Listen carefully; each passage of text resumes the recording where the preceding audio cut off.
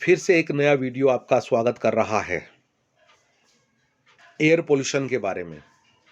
इससे पहले हम लोग 2 वीडियो एयर पोल्यूशन के बारे में देख चुके हैं। पहला वीडियो था हमारा कारणों के बारे में, एयर पोल्यूशन किस प्रकार से होता है, किन कारणों से होता है, उसके प्रकार के बारे में। और सेकंड वीडियो था हमारा उसके प्रभावों के बारे में। अब उन प्रभावों को किस प्रकार से हम दूर कर सकते हैं, उसका निवारण कर सकते हैं, उन प्रभावों को या कारणों को कंट्रोल कर सकते हैं। ये है हमारा तीसरा वीडियो एयर पोल्यूशन का पार्ट 3। जैसा कि मैंने इससे पहले वाले वीडियो में आप लोगों को बतलाया, यह टॉपिक बहुत ही विस्तृत है। उस विस्तृत में से जो मुख्य मुख्य बातें हैं और उनका सारांश हम इन वीडियो के माध्यम से आपको बताने का प्रयास कर रहे हैं, ताकि जो मेन प्रॉब्लम्स हैं और जो मेन टॉपिक है उसको समझने में हमें आसानी हो सके। तो आज का वीडियो है एयर पोल्यूशन के पार्ट 3 के बारे में। एयर पोल्यूशन पार्ट 3 फिर से हमारा अपना राजकीय लोहिया महाविद्यालय एक अपनापन समेटे हुए 75 ईयर्स का इतिहास अपने अंदर समेटे हुए इस महाविद्यालय को बने हुए 75 साल हो गए हैं। प्लेटिनम जुबली ये 2020 में मना रहा था, लेकिन कोरोना पीरियड के कारण से हम कोई बड़ा उत्सव कॉलेज में नहीं कर पाए। कोरोना पीरियड अगर नहीं होता, जैसा कि मैंने पहले भी बतलाया था, निश्चित रूप से हमारे इस कॉलेज में प्लेटिनम जुबली का बहुत बड़ा प्रोग्राम है, वो हम आप सब के लिए करते हैं। हमारा कॉलेज, हमारा अपना कॉलेज 1945 में बना हुआ है, सेठ कन्हैया लाल जी लोहिया के द्वारा। सेठ जी की दूरदर्शिता देखिए, 75 वर्ष पूर्व उन्होंने इतना विशाल भवन बनाकर हम लोगों को दिया और हम इस शिक्षा के मंदिर में शिक्षा प्राप्त करके बहुत ऊंचे ऊंचे पदों पर इस कॉलेज के निकले हुए विद्यार्थी है वो पहुंचे हैं। आने वाला समय आपका है। आप इस महाविद्यालय से डिग्री करके निकलेंगे, पोस्ट ग्रेजुएट होकर निकलेंगे और आपका दायित्व बनता है कि आप ऊंचे ऊंचे पदों पर जाकर इस महाविद्यालय का नाम रोशन करें। निश्चित रूप से मैं ऐसी कामना करता हूं कि आप ये कार्य पूरी प्रतिबद्धता के साथ करेंगे। ढेर सारी शुभकामनाएं। तीसरा जो ये वीडियो है हमारा, ये कंट्रोल ऑफ एयर पोल्यूशन के बारे में है। पहला कारण के बारे में था, दूसरा प्रभाव के बारे में था, अब तीसरा नियंत्रण या निवारण के बारे में है कि किस प्रकार से हम एयर पोल्यूशन को कंट्रोल कर सकते हैं। गवर्नमेंट लेवल पर, हमारे लेवल पर किस तरह से हम ये चीज़ें कंट्रोल में लाई जा सकती है। हवा में जो पोल्यूशन होता है, एयर पोल्यूशन होता है, निश्चित रूप से बहुत ही घातक प्रभाव है वो उसके देखने को मिलते हैं। सारे जो पोल्यूशन है, भले ही वो वाटर में हो, भले ही वो सॉइल में हो, भले ही वो नॉइज हो, सब के सब बहुत ही एडवर्स या हानिकारक होते हैं। लेकिन हवा और पानी निश्चित रूप से हम लोगों के लिए बहुत ही घातक होते हैं, क्योंकि पीने के लिए स्वच्छ पानी चाहिए और हवा का मतलब है सांस लेने के लिए शुद्ध वायु हम लोगों को चाहिए। तो निश्चित रूप से जो बात आपको यहाँ देखने को मिल रही है कि जो डेवलप्ड कंट्रीज हैं, उन्होंने 1950-60 के दशक से ही एयर पोल्यूशन को जो कंट्रोल करने के उपाय हैं उन्होंने प्रारंभ कर दिए थे और किस तरह से उन्होंने जो स्टेप्स उठाए, कदम उठाए, वो चीज़ें हैं वो यहाँ पर आपको देखने को मिल रही है। निश्चित रूप से ये केवल सरकारों का काम नहीं है, हम सब की नैतिक जिम्मेदारी बनती है कि हम एयर पोल्यूशन या वाटर पोल्यूशन और दूसरे जो भी पोल्यूशंस हैं उनके लेवल को कम करें, ताकि हम सभी को शुद्ध वायु, शुद्ध पानी और सभी चीज़ें हैं वो शुद्ध रूप से हम लोगों को मिल सके। जो भी वायु प्रदूषण फैलाने वाले जो कारखाने हैं, उनका इस तरह से प्रबंधन होना चाहिए या नियंत्रण होना चाहिए जो कि पोल्यूशन को कंट्रोल करने में सहायक सिद्ध हो सके। जो भी पार्टिकल्स का साइज है, जो केमिकल्स वहाँ से निकल रहे हैं या जो कण निकल रहे हैं, जो पोल्यूशन बोर्ड के द्वारा निर्धारित किए गए हैं, उनके द्वारा है वो पालन उस चीज़ का होना चाहिए। हमारे सरकार के द्वारा समय-समय पर पॉलिसीज़ बनाई जाती रही है। हमारे वैज्ञानिक इस काम में निरंतर लगे हुए हैं।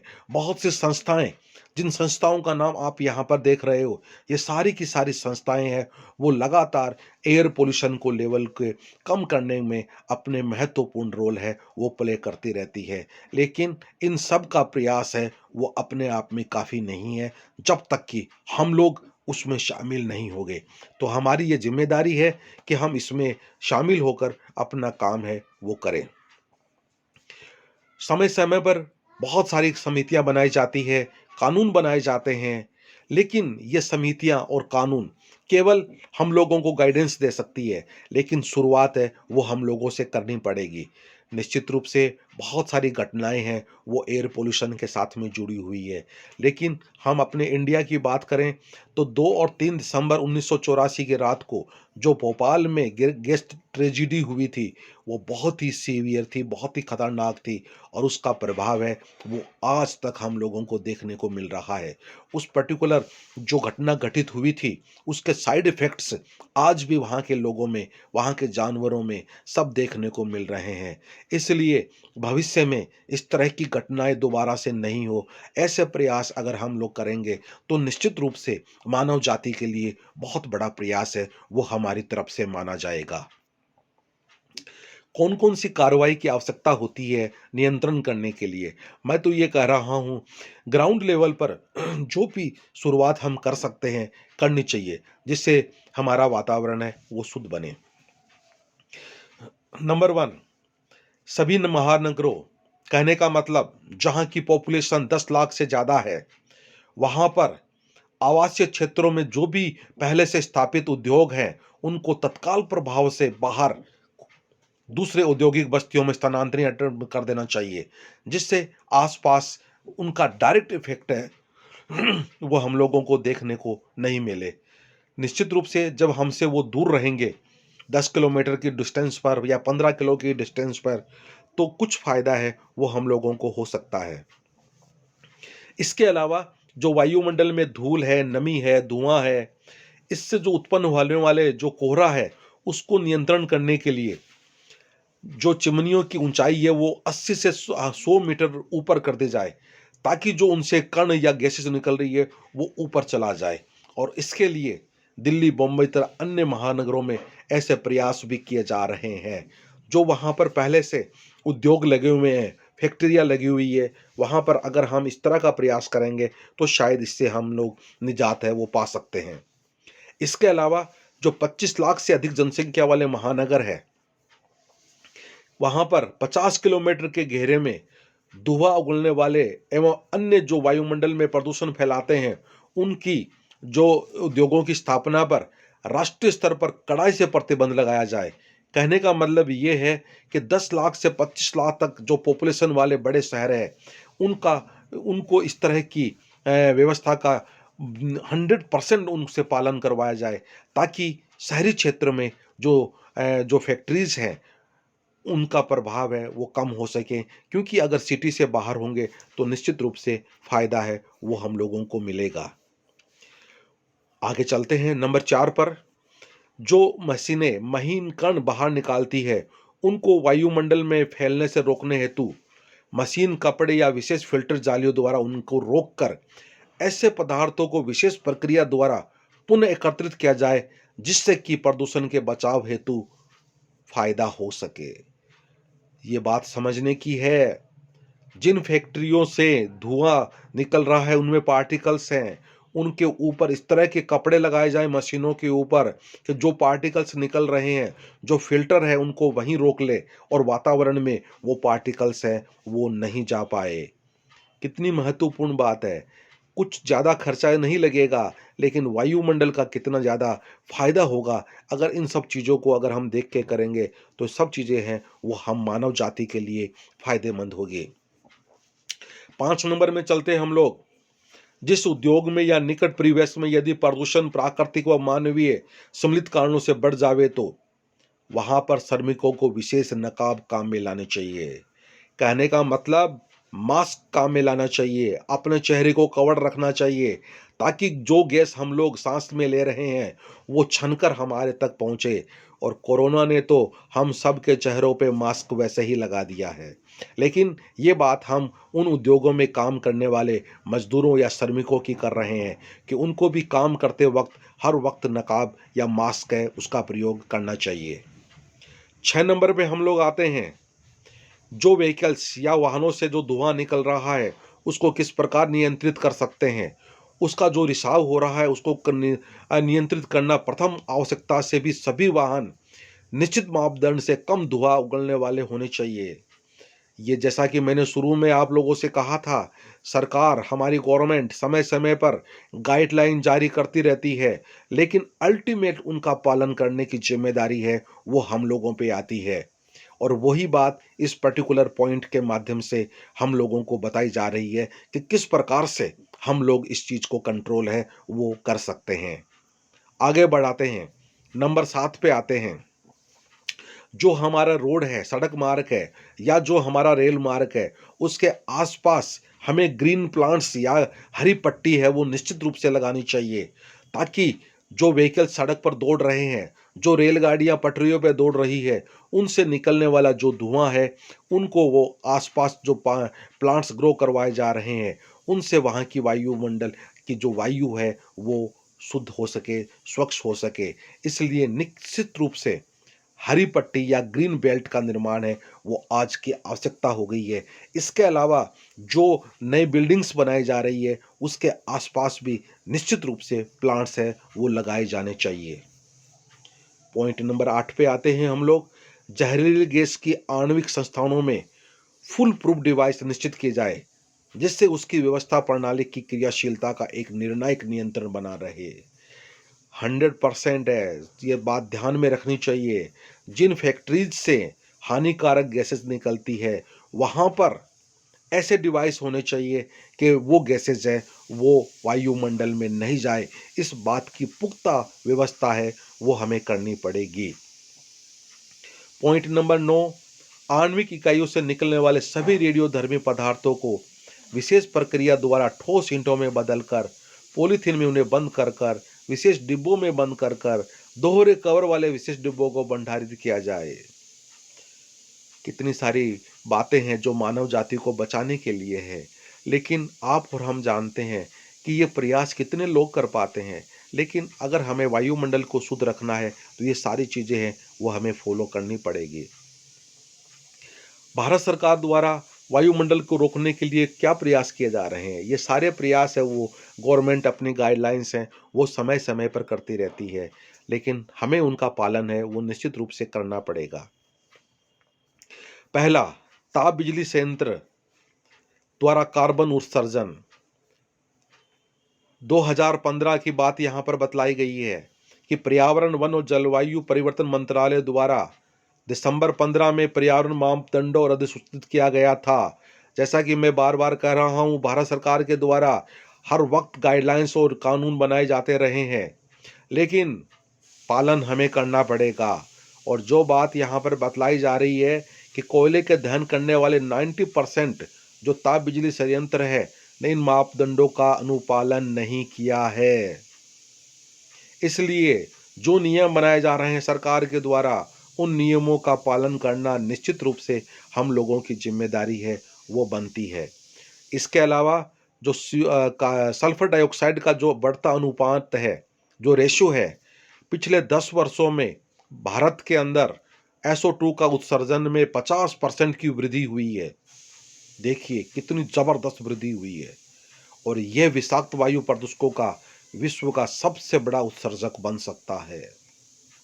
बहुत ही अफसोस की और सोचनीय बात है कि भारत में पिछले 10 वर्षों में उत्सर्जन है वो 50% है वो बढ़ गया है। देखिए, इसके अलावा नागरिकों के लिए जोखिम की जो बात हो रही है, सभी चीज़ें हैं वो नागरिकों के लिए जोखिम है। लगभग 33 मिलियन भारतीय अत्यधिक सल्फर डाइऑक्साइड प्रदूषण वाले क्षेत्रों में निवास करते हैं। इनकी संख्या 2013 के बाद से दुगनी हो गई है। ऊर्जा की बढ़ती मांग के चलते ये संख्या और बढ़ सकती है। क्या होगा, कैसे होगा, कैसे हमारा सर्वाइवल होगा, बहुत ही विचारणीय विषय है। और हम लोग जो इस विषय से जुड़े हुए हैं, हम लोगों की जिम्मेदारी है वो ज़्यादा बनती है। इसके अलावा और प्रमुख कारण कौन से हो सकते हैं? भारत बिजली उत्पादन के लिए कोयले के दहन से हानिकारक प्रदूषकों को निर्मुक्त कर रहा है, जिसमें लगभग 3% सल्फर होता है। देश के कुल बिजली उत्पादन का 70% से अधिक भाग कोयले से उत्पादित किया जा रहा है। स्वच्छ वायु भारत की पहल, हमेशा भारत है वो स्वच्छ वायुमंडल के लिए पहल करता आया है। इंटरनेशनल लेवल पर भी बहुत सारे सम्मेलन हुए हैं। जैसा कि मैं बतलाता रहता हूँ, 1972 के अंदर स्टॉकहोम में सम्मेलन हुआ था वायुमंडल को लेकर। हमारे वायु मंडल के सुधार के लिए हुआ था, और वो सम्मेलन 5 जून को हुआ था। इसलिए हर वर्ष 5 जून को विश्व पर्यावरण दिवस मनाया जाता है। 1972 स्टॉकहोम में हुआ था, स्वीडन की राजधानी। 1972 के बाद में 1992 रियो डी जेनेरो ब्राजील, पृथ्वी सम्मेलन के नाम से। उसके बाद में 5 साल के बाद में 1997 न्यूयॉर्क के अंदर हुआ पृथ्वी सम्मेलन सेकेंड। 2002 अफ्रीका की राजधानी जोहानसबर्ग के अंदर, अफ्रीका के शहर जोहानसबर्ग में बहुत से सम्मेलन हैं, वो इंटरनेशनल लेवल पे होते रहे हैं। और उन सभी सम्मेलनों के अंदर भारत ने अपना पक्ष बहुत ही मजबूती से रखा है। अल्टीमेट सभी की साझेदारी से, सभी की भागीदारी से ये प्रयास करना होगा कि किस तरह से हम अपने वायुमंडल को शुद्ध है, वो स्वच्छ है, वो रख सकते हैं। इसके अलावा जो बात इस स्लाइड में बताई गई है कि हाँ, सुप्रीम कोर्ट ने हरियाणा, राजस्थान, उत्तर प्रदेश में फर्नेस ऑयल और पेट कोक के उपयोग पर प्रतिबंध लगा दिया है, क्योंकि ये हानिकारक है। इसलिए इस तरह की जो एक हानिकारक चीज़ें हैं वो हमारे वायुमंडल में नहीं जा पाए, उसके लिए सुप्रीम कोर्ट ने उस पर रोक लगा दी है। और उसकी चिंताएं क्या थी वो देखिए। भारत एशिया में कच्चे तेल का दूसरा सबसे बड़ा शोधन करता है, और उसने 2016-17 में 13.94 मिलियन टन पेट कोक उत्पादित किया था। यह देखते हुए कि निकट भविष्य में भारत में पेट कोक का उत्पादन जारी रहेगा, इससे निपटना एक पर्यावरण अनुकूलन तरीका खोजने की एक स्पष्ट आवश्यकता है। और इस संदर्भ में सीमेंट भट्टियां सबसे बेहतर विकल्प है, वो प्रदान कर सकती है। भारत हमेशा से पर्यावरण को स्वच्छ करने का पक्षधर रहा है, लेकिन सभी की जिम्मेदारी बनती है कि ये काम है वो सभी लोग मिलकर करें। और सार्वजनिक क्षेत्र की जो भी कंपनियों ने ईंधन की बढ़ती हुई मांग को देखते हुए हाल ही में महत्वपूर्ण लागत पर पेट कोक क्षमता को सर्जित किया है, इस पर प्रतिबंध इन कंपनियों को प्रतिकूल रूप से प्रभावित करेगा। और इसके अलावा कहां कहां पर यह अनुमोदित ईंधन के रूप में काम में लिया जा रहा है, उन राज्यों के नाम भी आपके सामने यहां पर दिखाई दे रहे हैं। प्रिय विद्यार्थियों, ये था हमारा एयर पोल्यूशन को कंट्रोल करने के तरीकों के बारे में। तो 3 वीडियो में हम लोगों ने एयर पोल्यूशन के बारे में पढ़ा है। पहला कारण के बारे में था, दूसरा प्रभाव के बारे में था, और तीसरा नियंत्रण के बारे में था। जैसा मैंने कहा, बहुत विस्तृत टॉपिक है, बहुत ही सारांश में हम लोगों ने पढ़ने का प्रयास किया है। और भी बातें हैं वो इसके माध्यम से हो सकती है, जिनको हम आगे चलकर और करेंगे। सभी का बहुत बहुत शुक्रिया, धन्यवाद, थैंक यू।